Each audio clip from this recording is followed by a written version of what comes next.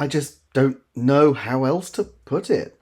One of the core teams at Nintendo's Entertainment Planning and Development Group is missing in action. We're going to find out who, try to track where the people involved have gone, and make some predictions about what might be happening next from one of Nintendo's most obscure dev teams. Now, fair's fair, some teams do take a while between games. It was a very long run waiting for EPD3 to deliver Tears of the Kingdom, and your guess is as good as mine as to what the 3D Mario devs at EPD8 are going to come up with next. But there's one group with an internal development team that has not released a game in the entirety of the Switch era, not since 2015. That team is Katsuya Yamano's Production Group 7, creators of games such as Tomodachi Life and Rhythm Heaven.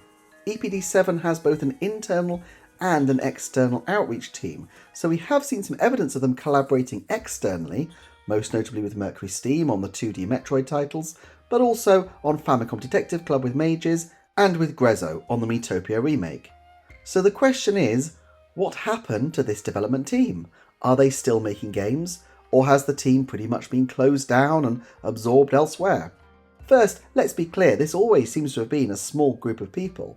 The credits on their games were always quite short, and that was in the 3DS era, where games could still be produced with a relatively small group to start with. The size of development staff needed for a Switch game is simply larger, and it's notable that many 3DS franchises have failed to make the jump over. Not just Rhythm Heaven, but Pushmo, Style Savvy, Art Academy and more. The Tomodachi series always existed in the in-between space at Nintendo. Miitopia director Yoichiro Ito has more recently been seen collaborating with EPD4 on Ring Fit Adventure. That's Nintendo's more experimental games divisions known for 1-2-Switch and Labo. If you go back to Tomodachi Life, perhaps their last game of any scale, it's striking how many of the senior staff have either not produced a recent game and possibly have left the company, such as Noriyuki Sato, or have been working in other capacities across Nintendo, such as Ryotaro Takahashi, who was more recently a supervisor on Super Smash Bros. Ultimate. Of the rest, many like Isaku Nakai now work with EPD4. It appears that this production group no longer really functions as it once did, but is focused on outside collaborations and supporting internal projects from other teams. This isn't necessarily a terrible thing. Mercury Steam have proved themselves to be able partners for Yoshio Sakamoto on Metroid, and Sakamoto also launched a fantastic collaboration with Mages for the Famicom Detective Club games. I for one am hoping that both partnerships continue. In a separate video I've already put it at a 90% likelihood that there will be another Mercury Steam Metroid in some capacity. Sakamoto was always the most famous figure at EPD7, and I would expect to see him continue to shepherd Metroid primarily, at least until he decides to retire, as he is now in his 60s.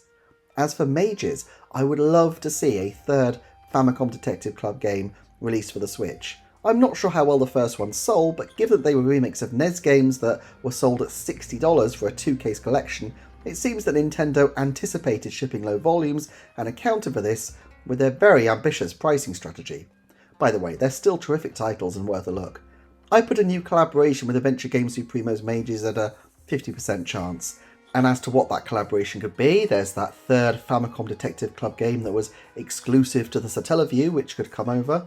Although, here's an obscure prediction that I'm sure nobody else would possibly think to make. The senior executive of marketing and licensing in Japan, that's Nintendo Japan's Reggie Fils-Aimé or Doug Bowser if you like, is a personal fan of adventure titles and has a particular fondness for legendary adventure title Shin Onigashima, a Japan-exclusive game for the Famicom Disk System, supervised by Shigeru Miyamoto, that Nintendo released in 1987.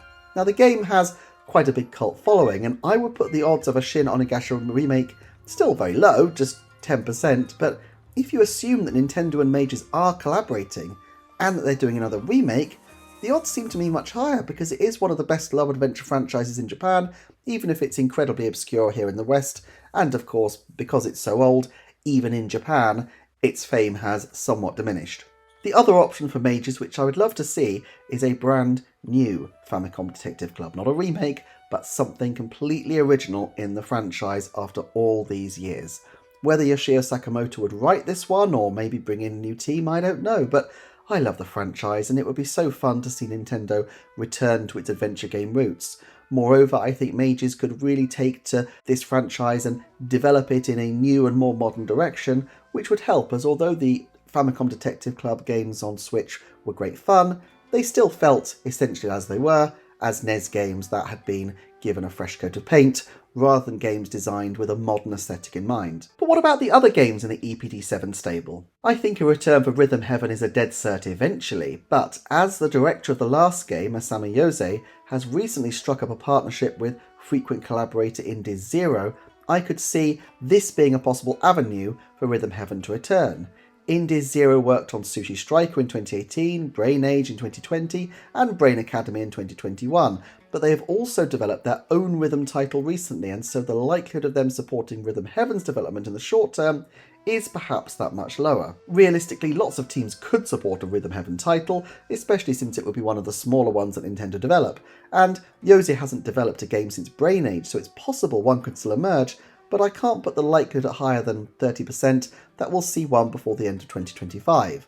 What might make it slightly more likely is that as the Switch reaches the end of its life, it's more probable that there will be smaller games released at a heavier rate compared to larger scale releases. We saw this to some extent at the end of the 3DS, with Dylan's Rolling Western and other smaller games receiving releases even after mainstream titles with retail releases were starting to dry up. Then there's the strange case of Tomodachi Life. Despite being rather obscure now, it had 6.72 million copies sold on the Nintendo 3DS. Significant, even on the Switch those numbers would be, but enough to propel Tomodachi Life into the spot of the 10th best-selling game on the 3DS. Why then has no sequel or continuation been apparent? Sure, there have been other games in the Mii world, such as Miitopia and Miitomo, but the original has yet to surface. Perhaps one explanation is cultural. Nintendo is a Japanese company and Japan has a small c conservative culture. Tomodachi Life received criticism for not incorporating the possibility for gay characters to date in the 2014 Tomodachi Life game, and Nintendo were forced to apologise. They said at the time, "At Nintendo, dedication has always meant going beyond the games to promote a sense of community and to share a spirit of fun and joy. We are committed to advancing our long-time company values of fun and entertainment for everyone.